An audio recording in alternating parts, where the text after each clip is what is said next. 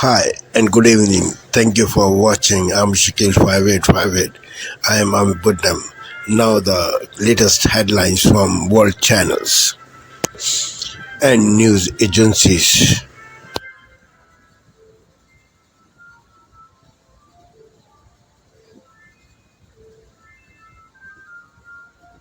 Purported leak.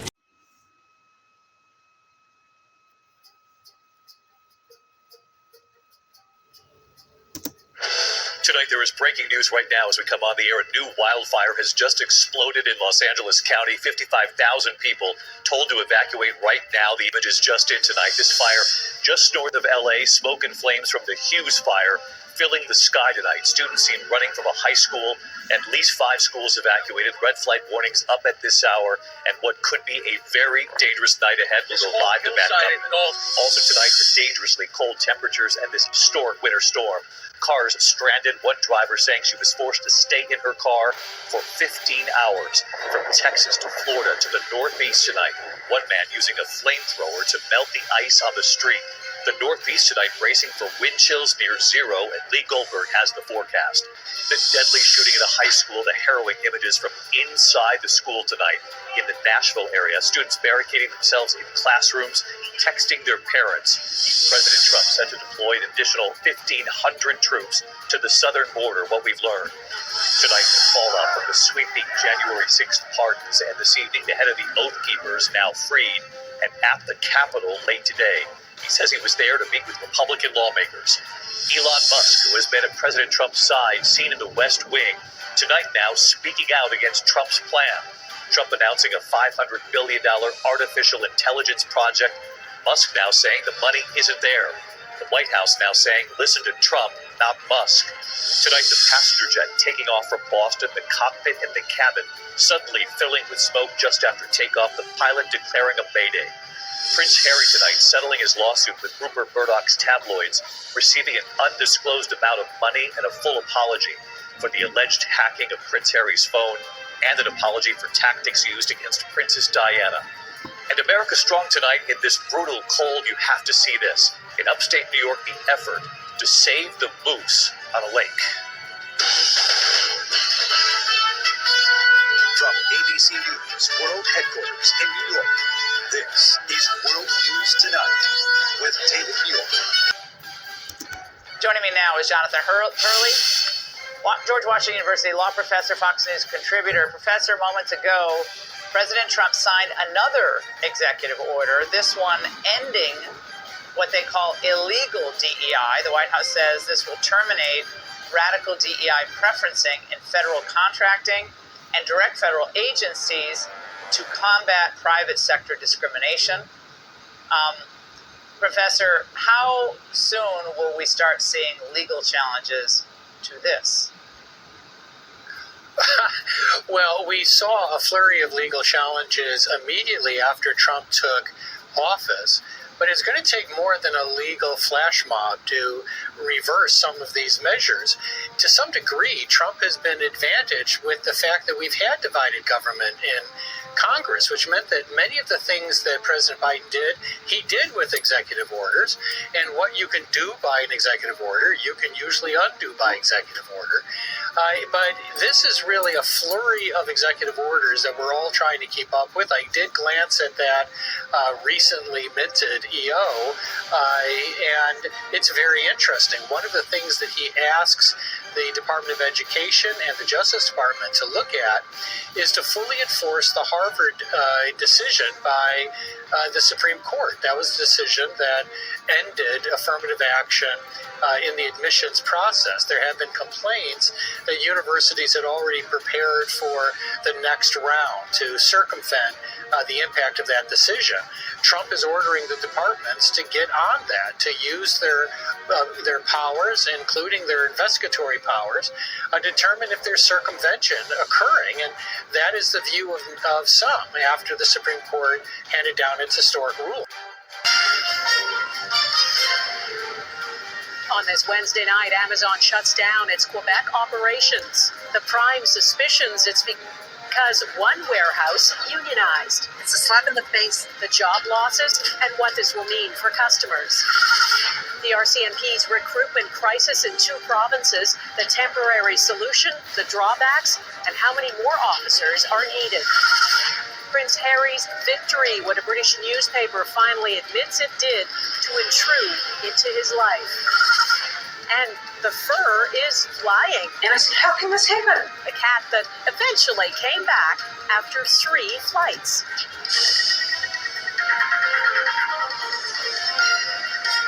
Global National with Donna Friesen. Tonight, 2 major stories as we come on the air. The explosive new wildfire forcing evacuations in Southern California and the dangerous deep freeze across the south. First, that new inferno in Los Angeles County rapidly spreading to more than 5,000 acres in just over 2 hours. The race to escape, more than 30,000 under evacuation orders or warnings. The fast-moving flames threatening homes, buildings, even schools. Red flag warnings in effect. Our team in the fire zone. Also tonight, the deadly once-in-a-lifetime winter storm paralyzing the south. In Atlanta, vehicles abandoned, ice covering the roads. New Orleans seeing a record-breaking 10 inches of snow. We're tracking it all. The deadly shooting at a high school cafeteria in Nashville. 1 student killed. The shooter, a 17-year-old, also dead. The chilling scenes at the latest school to fall victim to gun violence. The growing fallout from President Trump's January 6 pardons, the far-right leaders walking free.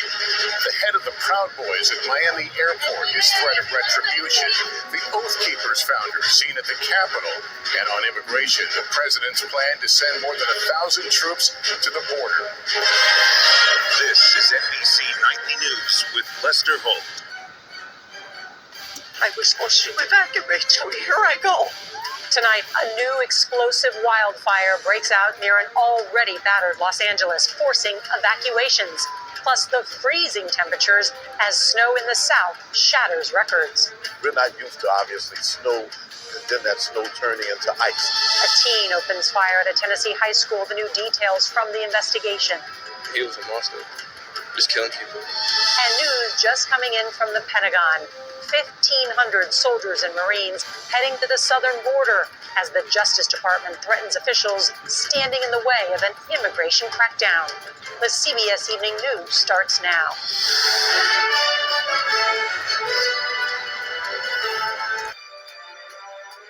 Can I have an iPhone? The damn phone. What's TikTok? The role of a lifetime. Starts February 18, ABC TV.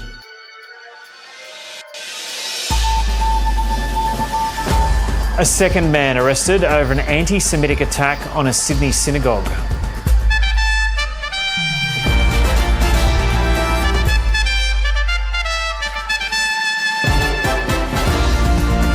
Keeping up the pace, President Trump pushes ahead with his immigration crackdown and gives Russia an ultimatum over the war in Ukraine. Shareholders vote in favour of a merger, bringing Myer together with some of Australia's most well-known fashion retailers. And Prince Harry's victory. The Murdoch press agrees to a substantial settlement, which includes an admission of phone hacking and an apology.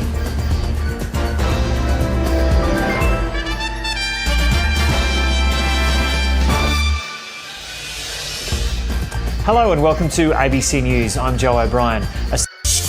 Don't miss French Connections Plus on France 24, bien sûr.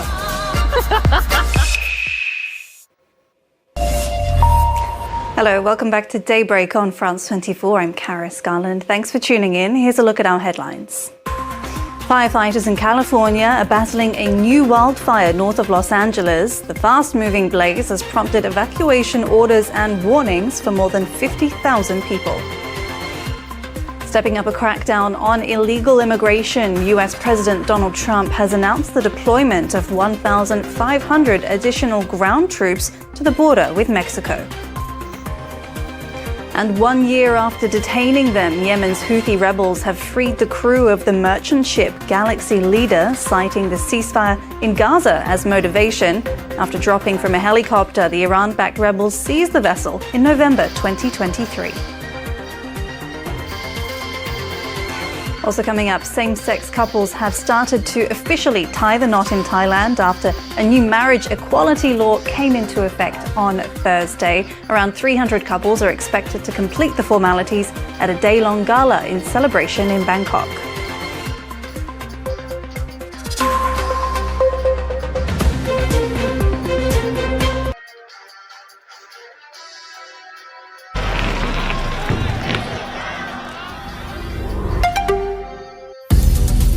This is DW News live from Berlin. A new fast-moving wildfire erupts north of Los Angeles. Tens of thousands are forced to flee as the huge fire explodes in size, with the region still reeling from previous destructive blazes. Also coming up, the new Trump administration tightens controls on immigration. With a national emergency in force, thousands of migrants and refugees already cleared to live in America are now denied entry.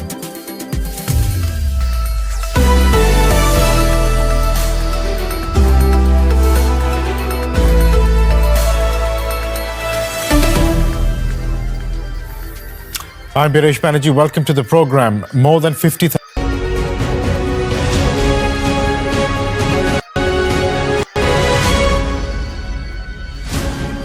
Very good morning to you. It's 6 o'clock. On today's show, Southport killer Axel Rudakaban will learn his fate today when he's sentenced for the murder of 3 children and trying to kill 10 other people. Plus, the Defence Secretary warns that Britain will not shy away from robust action over Russian spy ships. Details on that to come on Thursday, the 23rd of January. The Southport killer will be sentenced today, but Axel Rudakaban cannot be given a whole life sentence because he was under 18 when he murdered 3 little girls. Tens of thousands of people are forced to flee a new wildfire near Los Angeles. Also ahead, Thailand becomes one of the first countries in Asia to legalize same-sex marriage. Hundreds of couples have tied the knot since the law came into effect just a few hours ago. Here in the UK, weather warnings are in place for Storm Eowyn set to batter the country with winds of up to 90 miles per hour.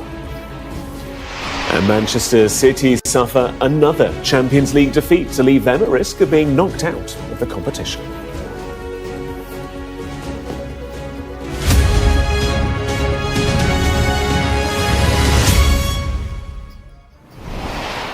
Good morning to you. Southport killer Axel Rudakaban will learn his fate today when he's sent.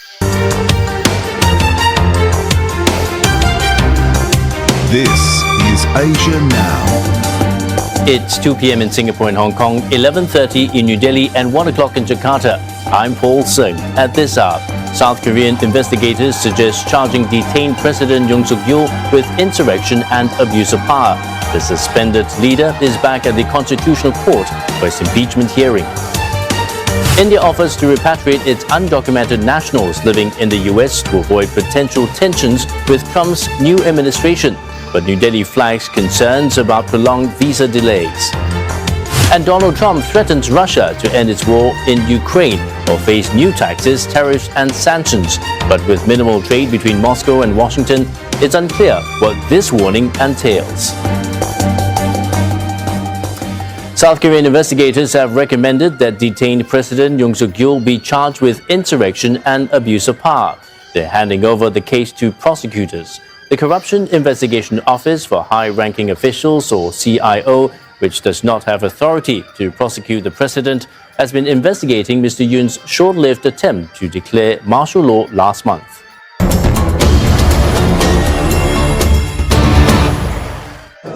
Former hostage Gilbert Navarro, the Spaniard who was kidnapped in southern Algeria last week, landed in Algiers on Wednesday. A coalition of separatists in Mali said they'd negotiated his freedom from kidnappers who'd hoped to sell him to the Islamic State group. I'm still in a state of shock, and I will need a few days to be able to regain a sense of calm and tranquility, which I Civilians fleeing the Nzulu camp for displaced people in the Eastern Democratic Republic of Congo. They are some of the thousands of people who've been sheltering in makeshift tents outside the city of Goma in North Kivu province. But amid an uptick in fighting between the Congolese army and Rwandan-backed M23 rebels, they believe it's no longer safe to stay, like this man leaving hurriedly with a young child. Just over a month after a cyclone devastated the French Indian Ocean island of Mayotte, schools are preparing for the return of students next week. Teachers and administrative staff were called back to work on Monday to find some classrooms destroyed, while others were missing a roof or windows. At class. Egypt's president said on Wednesday that his country would push with all its strength to ensure a ceasefire in Gaza is fully implemented. During his speech, Abdel Fattah el-Sisi emphasized Egypt's role in the mediation efforts between Israel and Hamas would continue, and that the country would dedicate all its power to ensure that the ceasefire holds.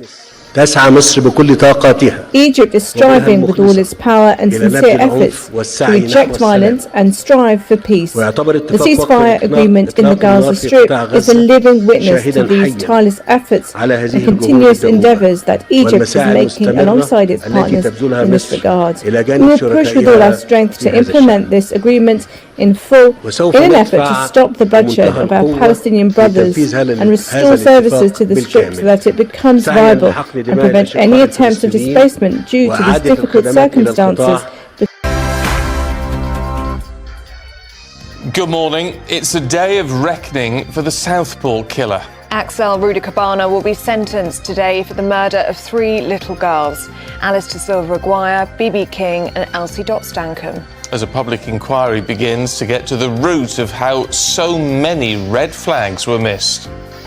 A measure of justice has been done, but for the victims, the injured and the affected, we must see a fundamental change in how Britain protects its citizens and its children. Shock new statistics. An estimated 1 million people are living illegally in the UK, with up to 1 in 12 London residents thought to be illegal migrants. An incredibly rare tornado warning comes into force for parts of England. Find out how you'll be affected. Ahead of Storm Airwin, an unsettled day today before some very lively weather arrives during tomorrow. I'll have the very latest on the storm and what you can expect in the weather. NIMBYs look away now. The government overhauled planning rules in a bid to get Britain building. We'll be talking to the Minister for Housing about that just after 9 a.m. There's new research out this morning. More adults are smoking and vaping. We're asking, is vaping a gateway to smoking? Later on in the programme, we meet one inspiring lady who's gained the admiration of Queen Camilla, and it's all thanks to bees. And in the sport this morning, Manchester City capitulate in the Champions League against Paris Saint-Germain, while Celtic and Arsenal win. I have the Iga Swiatek double bounce furore from the Australian Open. And Lewis Hamilton has tested his new Ferrari, and it's very nice, and it's rather fast. What more do you need? It's just gone 6 o'clock. I'm Stephen Dixon. I'm Ellie Costello, and this is GB News Breakfast. Thank you for sparing your precious time. This is Amir Shakil. Have a good life. Bye-bye.